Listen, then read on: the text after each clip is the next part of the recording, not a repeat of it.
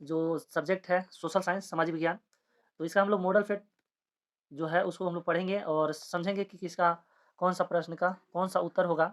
और ये model fit जो है 2022-23 का है, ठीक है ना? तो जो विद्यार्थी 2023 में एग्ज़ाम दिए हैं, उन लोग के लिए ये मॉडल फिट जारी किया गया था। और बाकी अभी 2024 का जो मॉडल फिट है, ये जारी नहीं किया गया है। तो हम लोग 2023 के बेसिस पर सीखेंगे कि किस तरह के संभावित है प्रश्न हम लोग से पूछा जाएगा। तो चलिए एक-एक करके सभी प्रश्नों को हल करते हैं। यही देखिए प्रश्न है, इसी तरह का रहेगा। ये मॉडल फिट है 2023 का, 2022-23 यहाँ पर देखिए लिखा गया है। और ये क्लास 9 का है, विषय सामाजिक विज्ञान है। टाइम देखिए इसमें 1.5 घंटे का समय मिलता है। पूर्णांक 40 रहेगा, जिसमें कि 40 प्रश्न भी रहेगा, यानी कि प्रत्येक प्रश्न 1 नंबर का रहेगा, ठीक है? चलिए आगे बढ़ते हैं। कुछ नोटिफिकेशन दिया गया है जिसको हम लोग को जानना ज़रूरी है। तो देखिए सामान्य निर्देश ये है, प्रत्येक प्रश्न जो है, कुल प्रश्न इसमें 40 है और सभी प्रश्न के उत्तर अनिवार्य हैं। इसके अलावा प्रत्येक प्रश्न के लिए 1 अंक निर्धारित है। सब प्रश्न 1 अंक का है। प्रत्येक प्रश्न के 4 विकल्प दिए गए हैं, जिसमें सही विकल्प को चयन करना है। गलत उत्तर के लिए कोई अंक नहीं काटा जाएगा। कहने का मतलब है कि 40 में कोई व्यक्ति 35 को सही बनाया है और 5 को जो है गलत बनाया है। तो उसको जो 35 को सही है तो 35 नंबर मिलेगा। इस 35 में से 5 के बदले कोई नंबर काटा नहीं जाएगा, ठीक है ना? वो जो काटा जाता है उसको माइनस मार्किंग कहते हैं, तो इसमें माइनस मार्किंग नहीं है, ये समझ लीजिए। तो चलिए अब पहला क्वेश्चन पढ़ते हैं। पहला क्वेश्चन है, फ्रांस की क्रांति का अग्रदूत किसे कहा जाता है? तो फ्रांस की क्रांति का अग्रदूत रूसो को कहा जाता है, जो ऑप्शन नंबर बी में है। पहला ऑप्शन था क्या? नेपोलियन, बी में है रूसो, सी में दिदरो और डी में वाल्टेयर। तो हम लोग को ऑप्शन नंबर बी जो है सही हो जाएगा। दूसरा क्वेश्चन है, निम्न में से किन वस्तुओं पर अप्रत्यक्ष कर लगाया गया था? तो ऑप्शन में है चावल और गेहूं, चाय और रेशम, नमक और तंबाकू, इनमें से कोई नहीं। तो ये ऑप्शन नंबर जो सी है हम लोग का सी सही है, जो नमक और तंबाकू पर अप्रत्यक्ष रूप से कर लगाया गया था। नेक्स्ट क्वेश्चन है, लेनिन ने अपने अप्रैल थीसिस द्वारा जो मांगे रखी थी, उसमें से निम्न में से कौन सी मांग शामिल नहीं है? मतलब कि लेनिन जो मांग रखी थी, उसमें नीचे जो दिया गया है ऑप्शन, इसमें से कौन सा मांग शामिल नहीं है, तो उसे हम लोग के बताना है। चलिए देखते हैं। बैंकों का राष्ट्रीयकरण किया जाए, बी में है युद्ध समाप्त किया जाए, किसान को सारी जमीन वापस किया जाए, उद्योगों को मजदूरों के हवाले किया जाए। तो ऑप्शन नंबर जो डी है ये हम लोग का सही है। चलिए नेक्स्ट क्वेश्चन, रूस के स्थानीय स्वशासित संगठन को क्या कहा जाता है? ठीक है ना, कहलाता है। तो ए में है कन्वेंशन, बी में है सोवियत और डी में है डायरेक्टरी और डी में है ड्यूमा। तो राइट आंसर हो जाएगा सोवियत, जो कि बी नंबर ऑप्शन में है। अगला क्वेश्चन हम लोग पढ़ते हैं।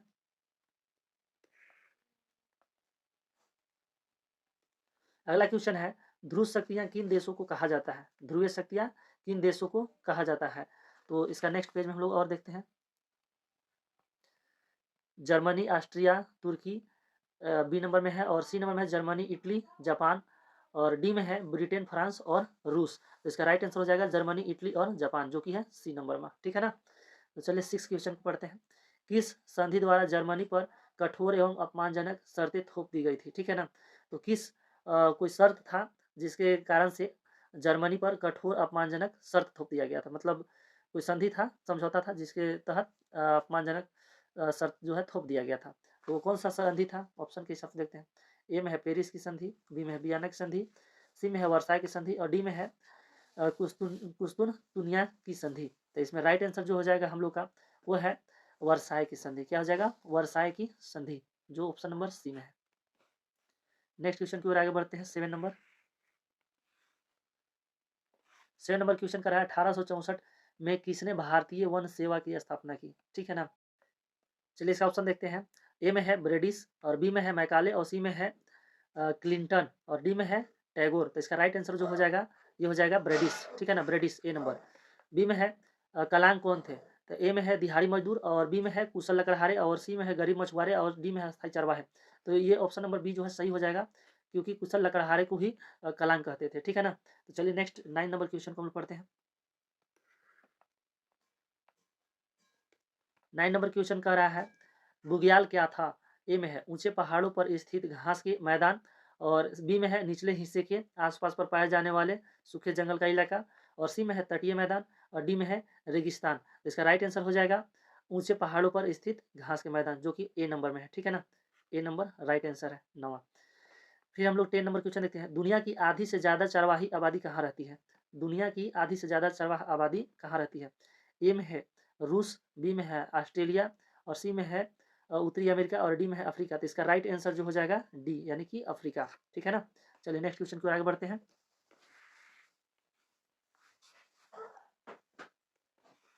11 नंबर क्वेश्चन कह रहा है निम्नलिखित में से कौन समकालीन दुनिया में सरकार का सबसे लोकप्रिय रूप था? ठीक है ना। तो ए नंबर में दिया है सैन्य शासन, बी में है तानाशाही और सी में है लोकतंत्र और डी में है राजतंत्र। तो ये राइट आंसर जो है लोकतंत्र। सभी को लोकतंत्र पसंद है। ठीक है ना। सैन्य शासन मतलब सेना लोग शासन करते हैं। तानाशाही मतलब कोई राजा होता है जो तानाशाह होता है, जो अपना मर्जी से कुछ भी करता है। और लोकतंत्र मतलब लोगों की मर्जी से सरकार व्यवस्था चलती है। और राजतंत्र में राजा की मर्जी चलती है। तो ये जो है लोकतंत्र सभी को लोकप्रिय लगा। ठीक है ना। तो इसलिए राइट आंसर हो जाएगा लोकतंत्र। नेक्स्ट है 12वां नंबर क्वेश्चन। इनमें से कौन सा तर्क लोकतंत्र के पक्ष में अच्छा नहीं है? ए में है लोकतंत्र मतभेदों और टकराव को संभालने का तरीका उपलब्ध कराता है। जो लोकतंत्र है मतभेदों और टकराव को संभालने का तरीका उपलब्ध कराता है। बी में है लोकतंत्र सरकारें लोगों के प्रति ज़्यादा उत्तरदायी होती है। और सी नंबर है लोकतंत्र बेहतर निर्णय लेने की संभावना बढ़ाती है। तो यहाँ पर जो है ऑप्शन सभी जो है सही है। तो डी नंबर जो हम लोग का है अगला पेज में, ये है लोकतंत्र नागरिक का सम्मान नहीं बढ़ाता है। ठीक है ना। तो ये ऑप्शन जो है हम लोग का गलत हो जाएगा। तो गलत है इसमें से उसी को हम लोग यहाँ पर चयन करना था। तो डी नंबर जो है हम लोग का राइट हो जाएगा। एक बार प्रश्न को फिर से देख लीजिए, कहा है इनमें से कौन सा तर्क पक्ष में अच्छा नहीं है? तो ये तीनों पक्ष जो है सही है। मतलब हम लोग के पक्ष में है, लोकतंत्र के पक्ष में है। लेकिन जो डी नंबर है ये किसी के लोकतंत्र नागरिकों के सम्मान में नहीं बढ़ाता है। तो इसलिए हमारा राइट आंसर डी वाला हो जाएगा। 13वां है संविधान की आत्मा किसे कहा जाता है? ए में है प्रस्तावना, बी में है प्रारूप, सी में अनुच्छेद और डी में है दर्शन। तो संविधान का जो आत्मा है प्रस्तावना कहा जाता है। तो ऑप्शन नंबर जो ए है ये सही हो जाएगा। चलिए नेक्स्ट क्वेश्चन की ओर आगे बढ़ते हैं। 14वां नंबर,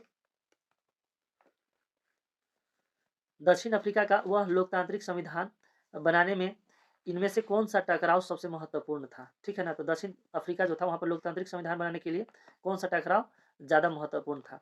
ए में है दक्षिण अफ्रीका और उसके पड़ोसी देश का, और बी में है स्त्रियों और पुरुषों का, और सी में है गोरे अल्पसंख्यक और अश्वेत बहुसंख्यकों का। मतलब गोरे और जो काले थे अश्वेत उन्हें कहा गया है, जो काले लोग थे अश्वेत बहुसंख्यकों का। और डी नंबर में है रंगीन चमड़ी वाले अल्पसंख्यक और अश्वेत बहुसंख्यकों का। तो राइट आंसर जो हो जाएगा हम लोग के गोरे अल्पसंख्यक और अश्वेत बहुसंख्यकों का, यानी कि सी नंबर जो है, सी नंबर हम लोग का जो है सही हो जाएगा। चलिए नेक्स्ट क्वेश्चन की ओर आगे बढ़ते हैं। 15वां नंबर, 15 नंबर है झारखंड विधानसभा सीटों की संख्या कितनी है? कितना हो जाएगा? 82। ऑप्शन नंबर सी जो है सही हो जाएगा। राष्ट्रीय मतदाता दिवस कब मनाया जाता है? ऑप्शन है ए में 25 फरवरी और बी में है 20 मार्च, सी में है 13 अप्रैल और डी में है 25 जनवरी। तो राइट आंसर जो है 25 जनवरी को मनाया जाता है राष्ट्रीय मतदाता दिवस। ठीक है। चलिए नेक्स्ट 17 क्वेश्चन की ओर आगे बढ़ते हैं। 17वां क्वेश्चन कर रहा है वर्तमान समय में भारत के राष्ट्रपति कौन है? तो आप सभी को पता होगा वर्तमान समय में भारत के राष्ट्रपति कौन है। ए में है सोनिया गांधी, बी में है द्रौपदी मुर्मू। तो चलिए हम लोग द्रौपदी मुर्मू को जान ही रहे हैं, यहीं पे टिक कर देते हैं, आगे जाने की जरूरत नहीं है। अभी फिलहाल में द्रौपदी मुर्मू है। चलिए आगे 18 नंबर, निम्नलिखित में से कौन भारतीय संसद के दो सदन है? भारतीय संसद के दो सदन है, उसका नाम बताना है। ठीक है। तो चलिए ए में है लोकसभा और ग्राम सभा, बी में है लोकसभा और नगर परिषद, सी में है लोकसभा और राज्यसभा और डी में है विधानसभा और ग्राम सभा। तो राइट आंसर हो जाएगा लोकसभा और राज्यसभा, जो कि ऑप्शन नंबर सी में है। चलिए अगला क्वेश्चन देखते हैं हम लोग।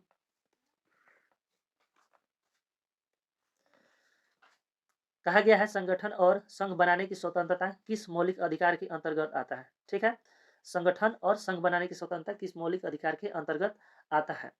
तो ए में है समानता का अधिकार और बी में है स्वतंत्रता का अधिकार और डी में है धार्मिक स्वतंत्रता का अधिकार। तो इसका राइट आंसर जो है बी नंबर हो जाएगा, स्वतंत्रता का अधिकार। ठीक है। नेक्स्ट 20 क्वेश्चन की ओर बढ़ते हैं आगे। पहला ऑप्शन है 20वां क्वेश्चन पहले पढ़ लेते हैं। निम्नलिखित में से कौन मौलिक अधिकार में नहीं आता है? ठीक है ना। इसमें से कौन है जो मौलिक अधिकार में नहीं आता है? ए में है समानता का अधिकार, बी में है स्वतंत्रता का अधिकार और सी में है संवैधानिक उपचार का अधिकार और डी में है जातिगत भेदभाव का अधिकार। तो राइट आंसर जो है हम लोग का हो जाएगा डी नंबर। ठीक है ना। ये जो है जातिगत भेदभाव का अधिकार जो है मौलिक अधिकार में नहीं आता है। 21वां क्वेश्चन को देखते हैं।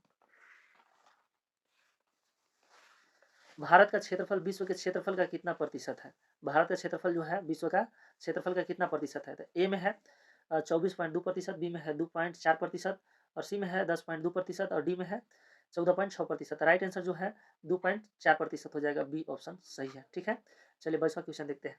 निम्नलिखित में से कौन हमेशा बर्फ से ढका रहता है? तो बर्फ से जो ढका रहता है उसको बताना है।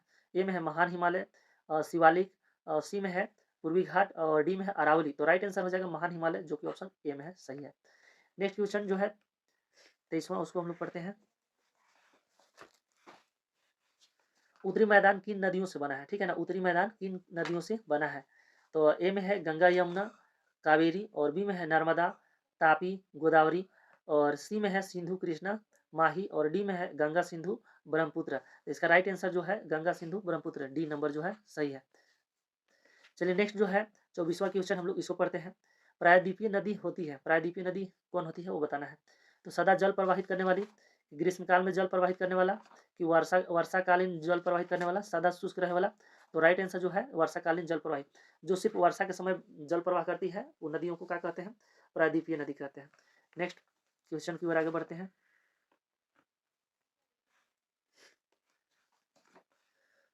अगला क्वेश्चन है निम्नलिखित में से कौन सी लवणीय जल वाली झील है? लवणीय जल वाली झील है। तो ए में है सांभर और बी में है उलर और सी में है डल और डी में है गोविंद सागर। तो राइट आंसर हो जाएगा सांभर, जो कि है ऑप्शन नंबर ए में। ठीक है ना, चलिए नेक्स्ट क्वेश्चन। निम्नलिखित में से कौन जलवायु को प्रभावित करने वाला कारक नहीं है? तो जलवायु को जो प्रभावित नहीं करता है वो कारक को हम लोग को बताना है। तो चलिए देखते हैं बारी बारी। अक्षांश है ए में, बी में है ऊंचाई और सी में है वायु दाब एवं पवन और डी में है मौसम समाचार। ठीक है ना, तो मौसम समाचार से किसी प्रकार के उसे कोई प्रभाव नहीं पड़ता है। तो राइट आंसर हम लोग का हो जाएगा डी नंबर। नेक्स्ट क्वेश्चन है 27वां। भारत में मानसून का आगमन कब होता है? भारत में मानसून का आगमन कब होता है? ए में है मई में प्रारंभ में, मई के मतलब जो प्रारंभ होता है और उसमें, और दूसरा है जून के प्रारंभ में, सी में है जुलाई के प्रारंभ में और डी में है अगस्त के प्रारंभ में। तो राइट आंसर हो जाएगा जून के प्रारंभ में, जो कि है बी नंबर। नेक्स्ट क्वेश्चन जो है 28वां। 28वां क्वेश्चन देखिए क्या कह रहा है। 28 क्वेश्चन में नागफनी किस वनस्पति क्षेत्र में पाई जाती है? नागफनी किस वनस्पति क्षेत्र में पाई जाती है? ए में है उष्णकटिबंधीय वर्षा वन क्षेत्र, बी में है उष्णकटिबंधीय पतझड़ वन क्षेत्र, सी में है कटीले वन तथा झाड़ियों के क्षेत्र में और डी में है मैग्रोव वन क्षेत्र, मैनग्रोव वन क्षेत्र। ठीक है ना, डी में है। तो राइट आंसर जो है ये हो जाएगा हम लोग का कटीले वन तथा झाड़ियों के क्षेत्र, सी नंबर। ठीक है, चलिए नेक्स्ट क्वेश्चन देखते हैं आगे।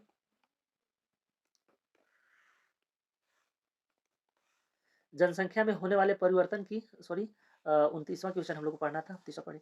भारत में लिंग अनुपात के संदर्भ में कौन सा कथन सही है? पुरुष और महिला दोनों की संख्या बराबर है और बी में है पुरुष की संख्या महिलाओं से कम है और सी में है महिलाओं की संख्या पुरुषों से कम है और डी में है महिलाओं की संख्या पुरुषों से अधिक है। तो हम लोग का जो ऑप्शन नंबर सी है ये सही हो जाएगा, क्योंकि महिलाओं की संख्या पुरुषों से कम है। ऑप्शन नंबर सी सही है। 30वां क्वेश्चन को हम लोग देखते हैं। जनसंख्या में होने वाले परिवर्तन की क्रियाएं कौन है? जनसंख्या में परिवर्तन की क्रिया को बताना है। तो ये है जन्म दर, बी में है मृत्यु दर, सी में है प्रवास और डी में है उपरोक्त सभी। तो इसका राइट आंसर जो है उपरोक्त सभी हो जाएगा, डी नंबर। आगे क्वेश्चन देखते हैं 31वां। 31वां क्वेश्चन में उत्पादन की पहली आवश्यकता क्या है? उत्पादन की पहली आवश्यकता क्या है? ए में है श्रम और बी में है भूमि और सी में है भौतिक पूंजी और डी में है मानव पूंजी। तो हम लोग का जो राइट आंसर है हो जाएगा बी नंबर, यानी कि भूमि। हम लोग को क्या चाहिए? सबसे पहले भूमि चाहिए ना, किसी भी चीज़ के उत्पादन के लिए क्या चाहिए? सबसे पहले भूमि चाहिए। तो राइट आंसर जो है बी नंबर हो जाएगा। 32वां क्वेश्चन देखिए कह रहा है अस्थायी पूंजी और कार्यशील पूंजी किसके स्रोत है? अस्थायी पूंजी और कार्यशील पूंजी किसके स्रोत है? ए में है भौतिक पूंजी और बी में है मानव पूंजी और सी में है भौतिक और मानव पूंजी दोनों और डी में है उपरोक्त में से कोई नहीं। तो राइट आंसर जो है सी नंबर हो जाएगा, भौतिक और मानव पूंजी दोनों। नेक्स्ट 33वां क्वेश्चन को हम लोग पढ़ते हैं। पालमपुर में गैर कृषि क्रियाएं हैं, पालमपुर में गैर कृषि क्रियाएं हैं। तो चलिए परिवहन, दुकानदारी, लघु विनिर्माण, विनिर्माण और उपरोक्त सभी। तो राइट आंसर जो है डी है, सब सब है यहाँ पर, गैर कृषि में ही सब शामिल है पालमपुर में। 34वां क्वेश्चन की ओर आगे बढ़ते हैं। 34वां क्वेश्चन में कहा गया है किस प्रकार की जनसंख्या अर्थव्यवस्था की परिसंपत्ति है?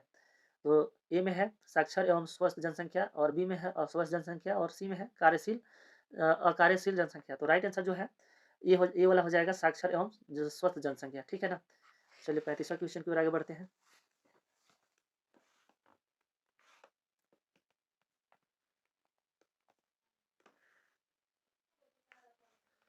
35वां क्वेश्चन में देखिए, निम्नलिखित में से किनमें निवेश निवेश से मानव संसाधनों में उच्च प्रतिफल प्राप्त होती है। तो ए में हम लोग देखते हैं लघु और बृहद उद्योग, तो लघु और बृहद उद्योग हो जाएगा ए में। बी में है परिवहन और संचार, और सी में है शिक्षा और चिकित्सा, और डी में है बैंकिंग और व्यवसाय। तो राइट आंसर जो है हो जाएगा हम लोग का शिक्षा और चिकित्सा, सी नंबर, ठीक है। नेक्स्ट 36, विश्व में भारत में खाली स्थान निर्धनों का संकेंद्रण है। मतलब विश्व में खाली स्थान निर्धन का संकेंद्रण है, तो मतलब कहाँ पर, मतलब किस प्रकार है, अधिक है, कम है, या किसके बराबर है। तो इसको हम लोग देखते हैं। ए में है सबसे अधिक, और बी में है सबसे कम, और सी में है चीन के बराबर, और डी में है शून्य। तो राइट आंसर हो जाएगा ए। भारत विश्व में भारत में सबसे अधिक निर्धनों का संकेंद्रण, मतलब सबसे अधिक निर्धन कहाँ है, तो भारत में है, ठीक है ना। नेक्स्ट क्वेश्चन 37वां पढ़ते हैं। 37वां क्वेश्चन में देखिए कहा गया है, निर्धनता रेखा का निर्धारण करते समय इनमें से किस पर विचार नहीं किया जाता है। ए में है भोजन की आवश्यकता, और बी में है चिकित्सा की आवश्यकता, और सी में है मनोरंजन की आवश्यकता, और डी में है वस्त्र की आवश्यकता। तो राइट आंसर जो है हम लोग का मनोरंजन की आवश्यकता हो जाएगा, सी नंबर। चलिए अगला क्वेश्चन देखते हैं।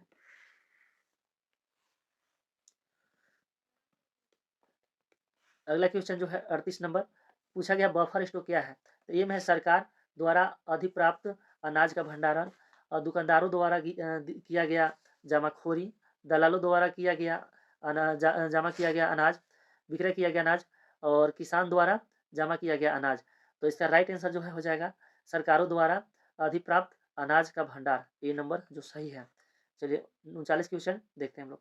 खाद्य सुरक्षा का क्या अर्थ है। खाद्य सुरक्षा का क्या अर्थ है, तो हम लोग इसको पढ़ते हैं। ऑप्शन सुरक्षित घेरे में खाना, और नेक्स्ट है सभी लोगों के लिए सदैव भोजन की उपलब्धता, और सी नंबर है अमीर लोगों को सुरक्षित भोजन उपलब्ध कराना, और डी नंबर है निर्यात के लिए अनाज सुरक्षा करना। तो राइट आंसर हो जाएगा सभी लोगों के लिए सदैव भोजन की उपलब्धता कराना, यानी कि बी नंबर जो है हम लोग का सही है। नेक्स्ट एंड लास्ट 40वां नंबर क्वेश्चन जो है, सार्वजनिक वितरण प्रणाली किससे संबंधित है। तो ए में है अनाज से, बी में है गरीबी उन्मूलन कार्यक्रम से, और सी में है खाद्य सुरक्षा, और डी में है इनमें से कोई नहीं।